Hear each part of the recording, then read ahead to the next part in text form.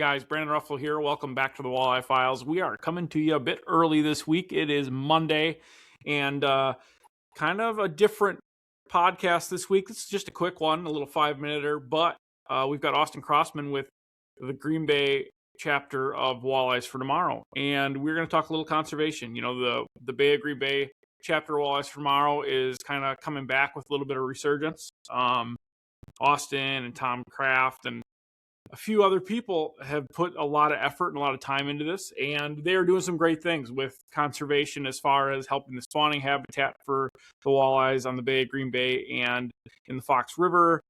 And of course, on February 19th, they've got their banquet for the year.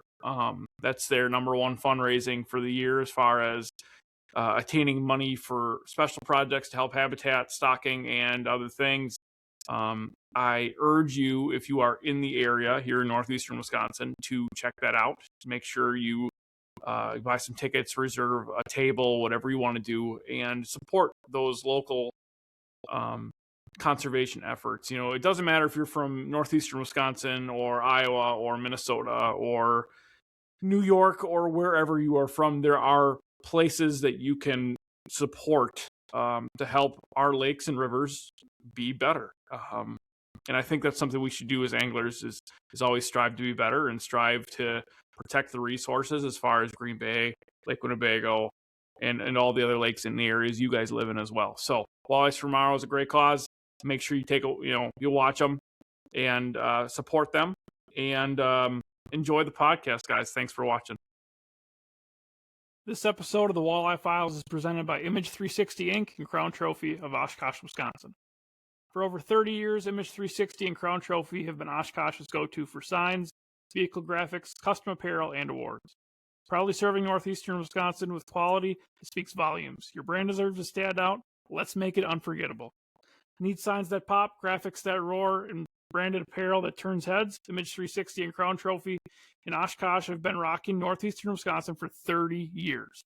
From bold branding to epic awards, we bring your vision to life. Let's go. Love Image 360 and Crown Trophy. All right, guys, we've got Austin Crossman of Walleyes for Tomorrow, Green Bay chapter. Buddy, how you doing? I'm good. How you doing, man? I'm good. It's good to see you, man. We compete against each other. You know, we see each other a lot in the summer and the spring, but we don't really see each other in the wintertime. So this is cool. You guys are working on some really great things with Walleyes for Tomorrow, Bay of Green Bay chapter. Why don't you touch on some of the things you're doing right now? Yeah, definitely. So recent project over there on the Fox River in Alloway over by Sunset Park, 300 tons of washed and crushed cobblestone placed on the ice over there.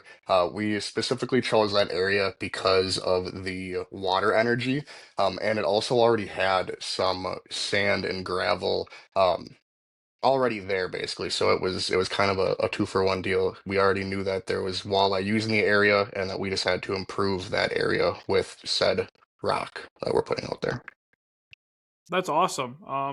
Guys, if you guys aren't familiar with Walleyes for Tomorrow, we get a lot of comments on here about people, people overcatch or people overkeep or whatever. Whether you like forward-facing sonar or not, whether you like keeping fish or not, support a great cause like Walleyes for Tomorrow, because without people like Austin, like Tom, and the people who help run the Green Bay chapter, we're not going to have a future on the Bay of Green Bay as far as a healthy walleye population. Yeah, exactly. And it's not just us too. We had to team up with the Army Corps of Engineers, the Department of Natural Resources. For this specific project, we had to go with the Village of Alloway and Brown County Park and Recs too. So there's a lot of organizations that are involved with this to make sort of projects like this happen.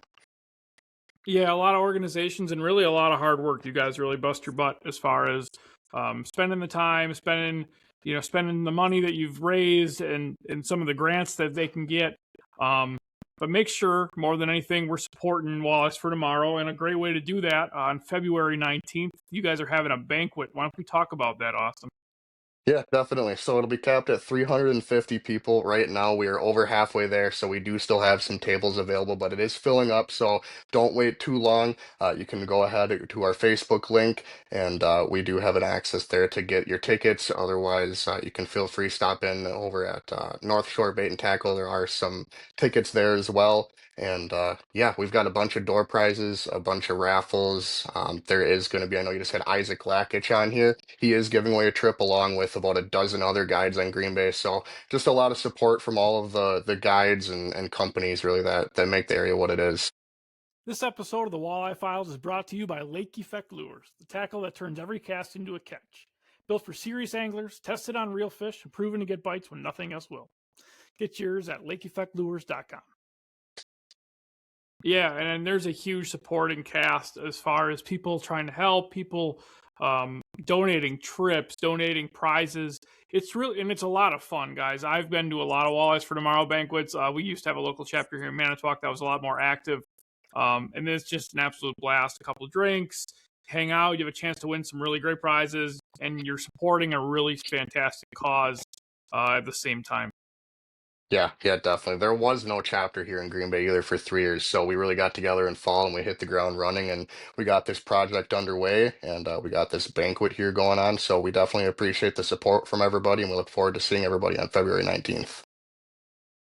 Awesome. Hey, Austin, thanks again for being on the Walleye Files. Thanks again for what you guys are doing as far as conservation. And I'm super excited to see what happens over the next handful of years and in the future after that. Yeah, definitely. Thank you. This is not the only project that we'll be doing, so we look forward to future projects and look forward to everybody's support moving forward. Thank you. Do you have any other projects in mind that you guys are talking about doing? Like I said, it really comes down to working with the DNR, and then after you find a core area that you want, to have a project like this happen, there's another very large step that people don't always think about. How are you going to get the rock out there? Right. So that's why we had to wait for the ice. A barge is something that comes into play. We get questioned a lot, but a lot of times that's just not the most efficient way to do this. So it just really comes down to how you can get it out there. But we do have some areas in Lower Bay that we're looking into. So there will be more to come on that. Feel free, follow our Facebook page, and you'll see some updates in the year 2026 moving forward on some more projects. Awesome. Thanks again, Austin, for being on. Guys, again, check out the Facebook page, Walleyes for Tomorrow, Bay of Green Bay edition. Thank you.